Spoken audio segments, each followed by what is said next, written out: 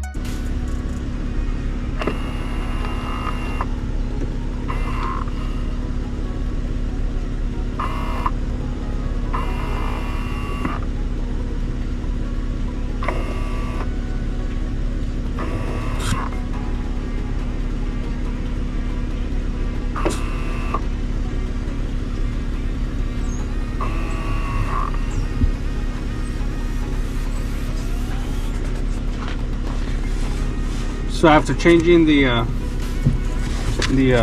actuator at the back, this flap is able to open and close to change direction from the floor to the ceiling. Vents, and also the bottom one for the temperature control works fine, goes up and down. All right, so it's just the actuator that needs to be replaced, and that was replaced, and it works now. Cool. All right, guys.